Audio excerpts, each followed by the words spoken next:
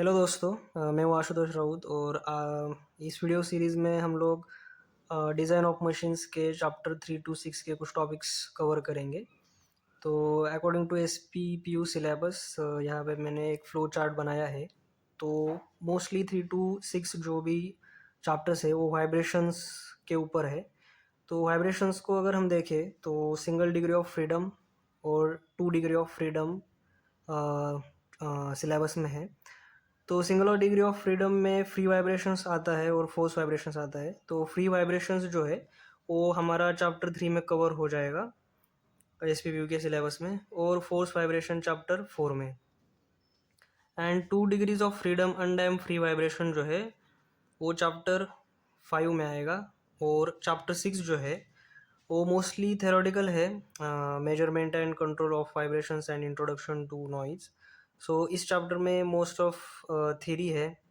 तो ये chapter cover करेंगे अगर टाइम मिला तो, नहीं तो मोस्टली फोकस करेंगे चैप्टर 3, 4 और 5 के ऊपर, और मोस्टली न्यूमेरिकल्स कवर करने के ट्राई करेंगे। तो फ्री वाइब्रेशंस जो चैप्टर 3 जो है उसको हमने 3 पार्ट्स में डिवाइड किया है। पार्ट 1 जो है terminology and basic concepts, part 2 जो है वो है अनडैम्प्ड फ्री वाइब्रेशंस, और पार्ट 3 जो है वो है डैम्प्ड फ्री वाइब्रेशंस। तो जैसे जैसे वीडियो सीरीज़ आगे बढ़ेगी वैसे वैसे हम लोग इसमें न्यूमेरिकल्स और एक एक पार्ट देखते जाएंगे। तो आज जो है हम लोग चैप्टर 3 से स्टार्ट करेंगे, और चैप्टर 3 में पार्ट 1 जो है टर्मिनोलॉजी एंड बेसिक कॉन्सेप्ट्स तो वो हम लोग देखेंगे। तो इसमें सबसे पहले जो है chapter 3 single degree of freedom free vibrations. तो पार्ट 1 जो है टर्मिनोलॉजी एंड बेसिक कॉन्सेप्ट्स। तो कुछ बेसिक कॉन्सेप्ट्स है उनको समझते हैं। तो फर्स्ट है simple harmonic motion, S H M. तो हमने पढ़ा ही है सिंपल हार्मोनिक मोशन क्या होता है। तो इसकी डेफिनेशन आपको याद रखना ज़रूरी है एग्ज़ाम के लिए। तो a motion whose acceleration is proportional to displacement from mean position and is directed towards the mean position is known as the simple harmonic motion। और इसका इक्वेशन जो है इम्पोर्टेंट है, X double dot plus omega square X equal to 0। तो ये जो है fundamental equation है एस एच एम का। तो इसको समझने के लिए हम एक एग्जांपल ले सकते हैं सिंपल पेंडुलम का, जिसकी मोशन जो होती है वो सिंपल हार्मोनिक होती है। तो अगर हम माने ये पेंडुलम जो है ये इसकी मेन पोजीशन है, ठीक है। तो इसको जब हम एक्सटर्नल फोर्स से यहाँ पे इस पोजीशन तक लेके जाए और यहाँ से छोड़ दें तो ये पेंडुलम यहाँ से यहाँ ऐसे घूमता रहेगा। तो ये जो है पेंडुलम, इसकी ये जो डेफिनेशन है इसको इसकी मदद से, इस एग्जांपल की मदद से हम समझने की ट्राई करते हैं। तो a motion who is proportional to the displacement from mean position।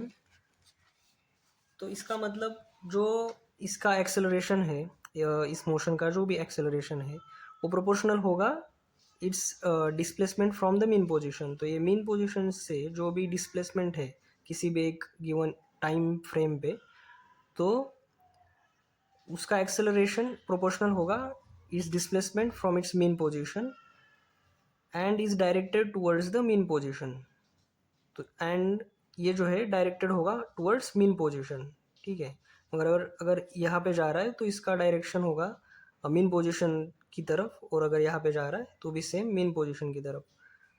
और इसमें याद रखने वाली जो है बात वो है fundamental equation of the S H M. Next जो है वो है टाइम पीरियड। तो टाइम पीरियड सिंपल है, time required to complete one cycle is nothing but 2 pi. और इसको अगर मैथमेटिकली हम लिखना चाहे तो T P is equal to 2 pi omega. तो अगर इसको हम प्लॉट करना चाहे अगर तो ये ऐसे प्लॉट कर सकते हैं हम लोग,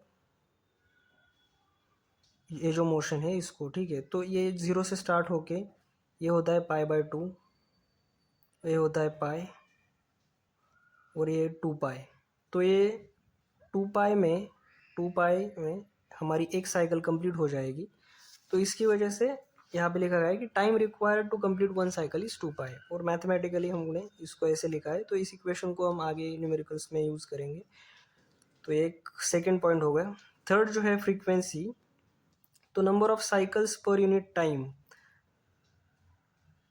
तो एक साइकिल के लिए हमने देखा कि टाइम पीरियड टीपी है, तो अगर एक साइकिल के लिए पकड़ ले तो number of cycles per unit time हो जाएगा 1/TP, तो जो कि है हमारी फ्रीक्वेंसी जो हर्ट्ज़ में होती है। तो यूनिट्स भी बहुत ज़्यादा इंपॉर्टेंट है, तो हर बार यूनिट्स लिखते चले तो याद रहेगा। हर्ट्ज़ सेकेंड्स, फ्रीक्वेंसी का हर्ट्ज़, टाइम पीरियड का सेकेंड्स। Next is amplitude. तो एम्पलीट्यूड जो है maximum displacement of vibrating body from its mean position. तो जैसे हमने यहाँ पे देखा, हमने इस सिंपल हार्मोनिक मोशन को प्लॉट किया, तो यहाँ पे हम देख सकते हैं कि ये जो है मैक्सिमम जो डिस्प्लेसमेंट में है यहाँ पे मिल रहा है, ठीक है। तो ये जो है मैक्सिमम डिस्प्लेसमेंट एक्स जो है maximum displacement of A vibrating body from its mean position, वो हो गया amplitude. So the next is stiffness of the spring. So stiffness of the spring is nothing but force required to produce unit displacement, K is equal to F by delta, और इसका unit जो है Newton पर metre. Then next is degree of freedom. So minimum number of independent coordinates required to specify the motion or configuration of the system at any instant जो है वो है degree of freedom. तो इसको हम इस तरीके से समझ सकते हैं, अगर हम एक सिस्टम ले लें मास और है स्टिफनेस के, तो ये जो मास है अगर हम माने सिर्फ ये एक्स एक्सिस मान ले, अगर हम तो सिर्फ एक्स एक्सिस में मूव कर रहा है, तो इसके लिए डिग्री ऑफ फ्रीडम हो जाएगी 1, क्योंकि minimum number of independent coordinates जो है रिक्वायर्ड टू स्पेसिफाई मोशन वो है एक्स, एक ही कोऑर्डिनेट हमें चाहिए, तो सिंगल डिग्री ऑफ फ्रीडम का एग्जांपल ये हो जाएगा।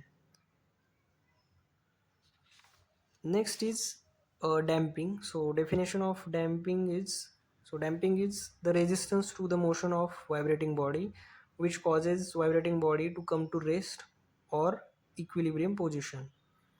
तो ये भी एक रेजिस्टेंस की तरह काम करेगा डैम्पिंग जो है। Next is damping coefficient. तो damping coefficient is the damping force develop per unit velocity F/v, and इसका यूनिट जो है फोर्स का न्यूटन और वेलोसिटी का मीटर पर सेकेंड, तो ये सेकेंड ऊपर जाके न्यूटन सेकेंड पर मीटर, ये हो जाएगा यूनिट डैम्पिंग कोएफिशिएंट का।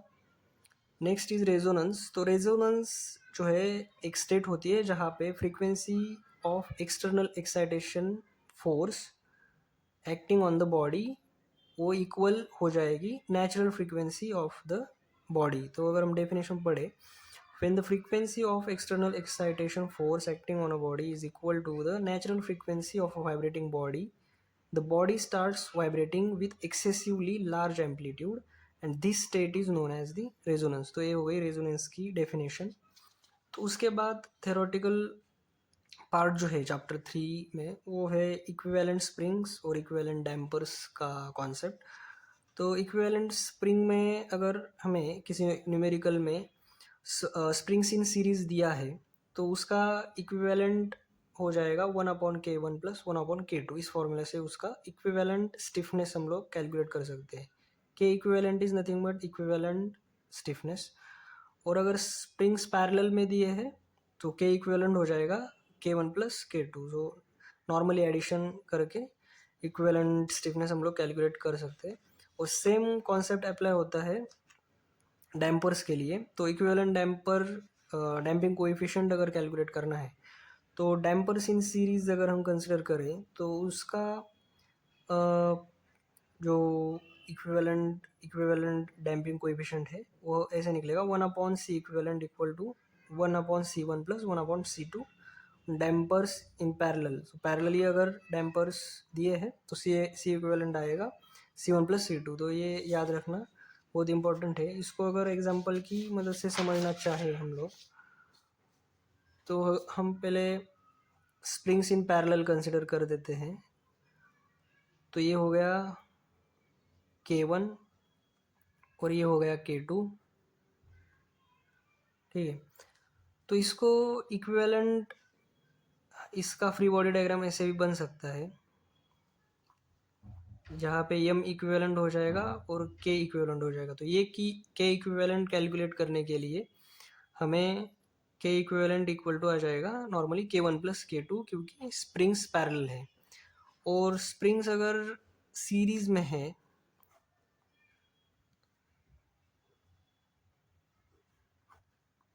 ये हो गया मास K1 और K2, तो इसका इक्विवेलेंट सिस्टम ऐसे हम लोग आ जाएगा मास और K इक्विवेलेंट। तो इस केस में K इक्विवेलेंट जो है हमारा वो हो जाएगा 1/K equivalent equal to 1/K1 plus 1/K2, और सेम चीज़ अप्लाई होगी डैम्पर्स के लिए। तो नेक्स्ट जो थ्योरेटिकल टॉपिक है वो है टाइप्स ऑफ वाइब्रेशंस। तो अकॉर्डिंग टू एक्चुएटिंग फोर्स, यहाँ पे दो वाइब्रेशंस होते हैं, फ्री वाइब्रेशंस और फोर्स वाइब्रेशंस। तो फ्री वाइब्रेशन में क्या होता है कि जब भी कोई बॉडी मान लीजिए रेस्ट पोजीशन पे है, ये अगर सिस्टम हम कंसिडर करें, तो ये सिस्टम अभी रेस्ट पे है, इसकी मेन पोजीशन पे है, तो कुछ एक फोर्स हमने अप्लाई किया इस मास के ऊपर और हटा दिया, तो ये बॉडी कुछ वाइब्रेट करेगी और कुछ समय बाद, क्योंकि यहाँ पे स्प्रिंग लगी हुई है, स्टिफनेस है, कुछ समय बाद ये रेस्ट पे आ जाएगी। तो इनिशियली हमने फोर्स अप्लाई किया, मान लीजिए एफ, लेकिन बाद में उसको हटा दिया, तो इस केस में वो हो जाएगा फ्री वाइब्रेशन। लेकिन अगर ये फोर्स हम कंटिन्यूसली यहाँ पे रखें, force equal to something F sine omega T, ये फोर्स अगर इसके साथ लग रहा है और कंटिन्यूसली लग रहा है और वाइब्रेशंस हो रहे हैं, तो वो केस में वो हो जाएगा फोर्स वाइब्रेशन, जहाँ पे फोर्स प्रेजेंट रहेगा। और फ्री वाइब्रेशन में इनिशियली तो हम एक फोर्स अप्लाई कर रहे हैं लेकिन बाद में उसको हटा रहे हैं, तो वो उस केस में फ्री वाइब्रेशन।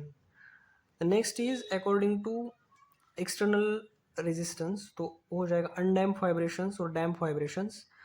तो उस केस में अनडैम्प वाइब्रेशंस जो है उसमें डैम्पिंग प्रोवाइड नहीं की रहेगी, नाम से ही पता चल रहा है अनडैम्प वाइब्रेशंस, तो उसमें सी का रोल जो है आएगा नहीं।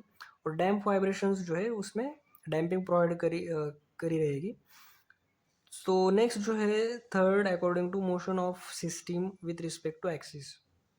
तो फर्स्ट जो है लॉन्गिट्यूडनल वाइब्रेशन। तो अगर vibration along the axis of the shaft है तो वो हो जाएगा लॉन्गिट्यूडनल वाइब्रेशंस।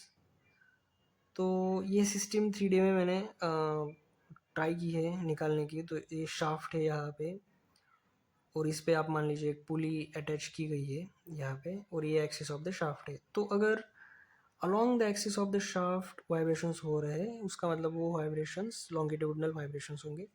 ट्रांसवर्स वाइब्रेशंस जो है, तो अगर vibrations perpendicular to the axis of the shaft है तो वो हो जाएगा ट्रांसवर्स वाइब्रेशंस। तो ये हो गया एक्सिस ऑफ द शाफ्ट, ठीक है। और इसके परपेंडिकुलर मतलब ये डायरेक्शन में अगर वाइब्रेशंस हो रहे हैं, ये सिस्टम ऐसे वाइब्रेट कर रहा है, तो वो हो जाएगा ट्रांसवर्स वाइब्रेशन।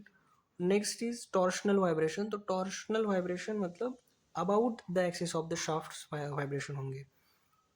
तो ये जो शाफ्ट है, ऐसा ये जो शाफ्ट है, इसको अगर शाफ्ट माने तो along the axis of the shaft, मतलब ये along the axis of the shaft, इसके अलोंग ऐसे ऐसे शाफ्ट वाइब्रेट करेगा। जैसे टॉप व्यू में भी हम देख सकते हैं, इसका अगर टॉप व्यू ले और ये अगर माने तो ये ऐसे अलोंग द ये एक्सिस ऑफ द शाफ्ट रहेगा जो पेपर के अंदर जा रहा है। तो ये एक्सिस ऑफ द शाफ्ट है, इसके अबाउट जो है वाइब्रेशंस होंगे, तो उस केस में वो कह लेंगे टॉर्शनल वाइब्रेशंस। तो टाइप्स ऑफ वाइब्रेशंस में इतना ही। तो ये तो पार्ट 1 हमने कवर कर लिया आज, और नेक्स्ट पार्ट में हम नेक्स्ट पार्ट में जो अनडैम्प्ड वाइब्रेशंस जो है वो देखेंगे हम, और कुछ न्यूमेरिकल्स देखेंगे। तो आज के लिए इतना ही, थैंक यू।